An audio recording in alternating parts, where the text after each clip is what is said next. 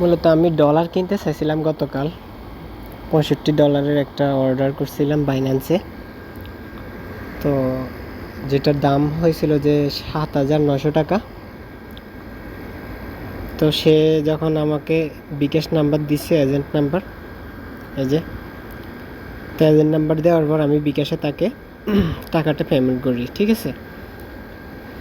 তো আমরা মূলত যারা বাইন্যান্সে ডলার বাই সেল করি তারা একটা জিনিস জানি, এটা একটা নির্দিষ্ট সময় থাকে, ওই সময়ের পর কিন্তু এই লেনদেনগুলো যদি সময় মতো না করা হয় পরবর্তীতে অনেক সমস্যা হয়।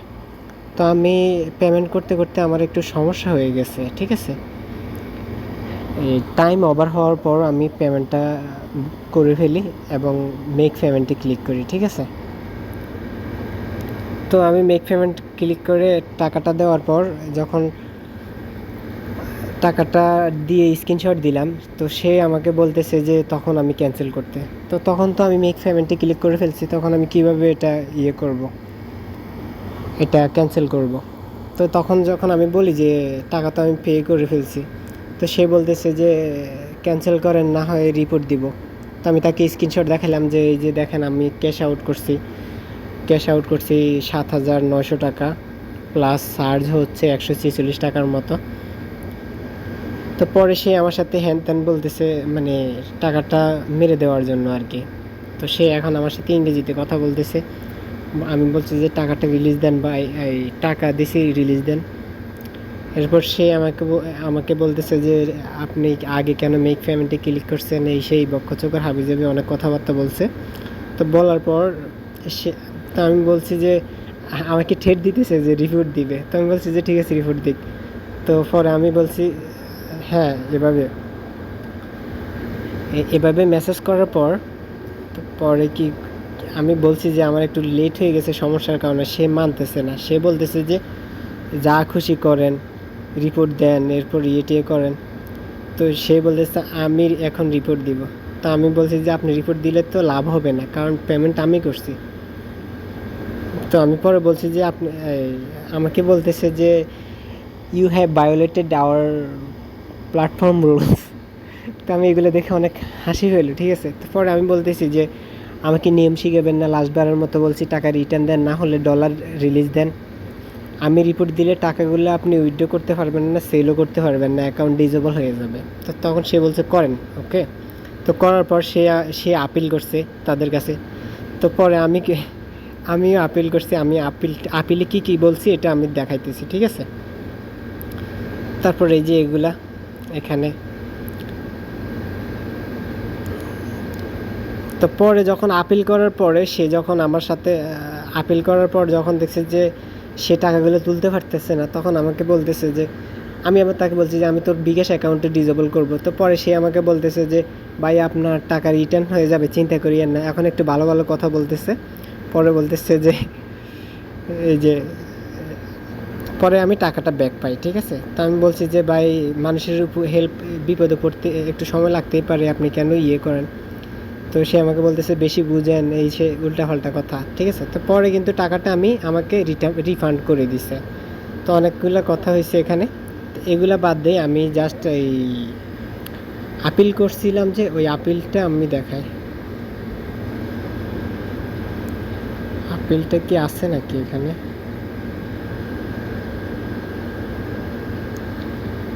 আপিলটা মনে হয় নাই এখানে। তো আমি মূলত আপিলটা পাইতেছি না, যেহেতু আমার টাকাটা রিটার্ন করছে, আপিলটা চলে গেছে এখান থেকে। তো আমি আরেকটা জিনিস দেখাই আপনাদেরকে। সে যখন আমার অ্যাকাউন্টে রিপোর্ট করছিল, আমার এখানে একটা রেস্ট্রিকশন আসছিল। তো আমি পরে সাবমিট দিয়ে রেস্ট্রিকশনটা ঠিক করে ফেলছি। এখানে একটা এই সাসপেন্ডেড ফাংশন ছিল। তো এটার স্ক্রিনশট আমি দেখাচ্ছি আপনাদেরকে গ্যালারিতে। এবং এই যে আপিল করার পর যেই সমস্যাগুলো হয়েছিল ওইগুলো আমি আপনাদেরকে স্ক্রিনশটের মাধ্যমে দেখাইতেছি। তো আমি ডলার নিয়ে যখন এরকমই প্রতারণার শিকার হয়েছি, তো আমি কি করছি, আপিল করছি। আপিল করার কারণে আমার ইমেল আসছিল অনেকগুলো।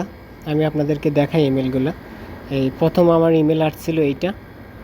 তো আমি এই ভিডিওটা কিন্তু কোনো এডিটিং করব না, আমি এটা ইউটিউব চ্যানেলে আপলোড করব। আপনারা এটা দেখে নেবেন, আপনাদের উপকার হতে পারে, ঠিক আছে। তো এই যে দেখেন প্রথম এটা আসছিল যে আমি কত ডলার, $65 একটা অর্ডার করছিলাম। তো তারা ডলারটা রিলিজ করে নেয়। তো আমি প্রথম সাবমিটে এটা আসছিল, ঠিক আছে। তো তারা পরবর্তীতে আর একটা সাবমিটে আসছিল, তারা অনেকগুলো প্রুফ চাইছিল যে আপনি যে এটা টাকা পেমেন্ট করছেন এটার স্ক্রিনশট দেন, ভিডিও করে দেন, এরপর আপনি এই সেলারের সাথে কথা বলুন।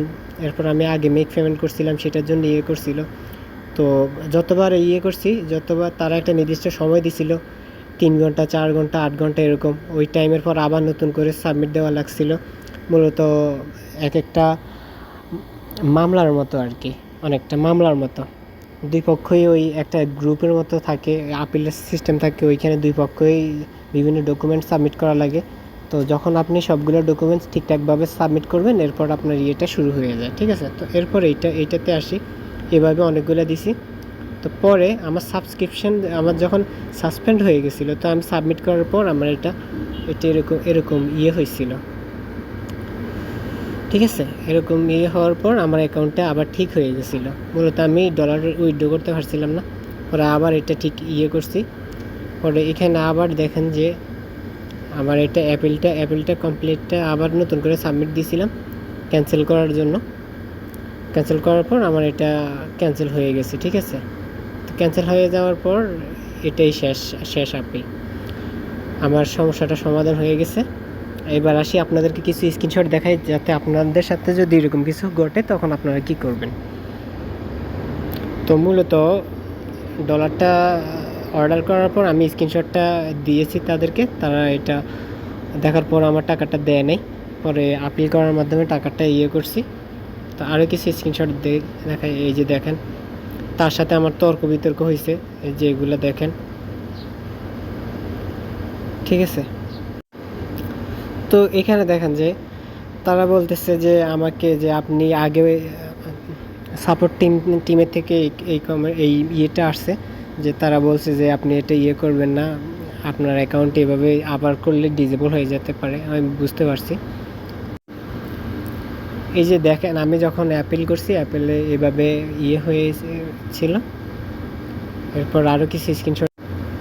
তো আমি যখন আপিল করছি, সেও আপিল করছে, সেই আপিলটা করছে যে আপনি আগে মেক পেমেন্টে কেন ক্লিক করছেন, এর 10 মিনিট পরে টাকা দিচ্ছেন, এগুলো তাদেরকে জানাইছে।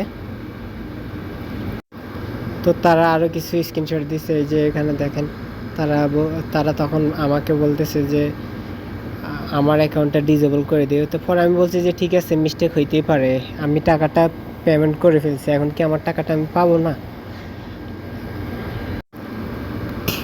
পরে আরেকটা স্ক্রিনশট দেখেন এখানে, তারা এখানে কি বলছে। তারা এখানে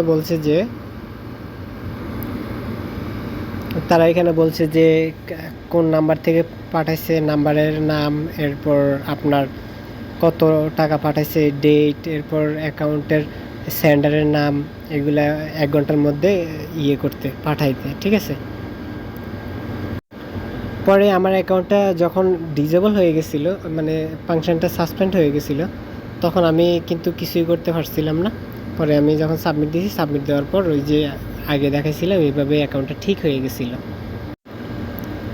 পরে তারা বলছে যে আপনি যে পেমেন্ট করছেন এটা কোন মাধ্যমে করছেন, ওইটা ডাউনলোড করেন, ওইটা ডাউনলোড করে অন্য একটা ফোন দিয়ে আপনি এই লগ ইন দেখান, লগ ইনের ভিডিও করতে হবে, পাসওয়ার্ড শো করা যাবে না। এরপর তারা বলতেছে যে ডেট টাইম সহকারে অ্যাকাউন্টে পাঠাইছেন এটার ইউআইডি সহকারে এগুলো ভিডিওতে প্রদর্শন করে ভিডিও দিতে।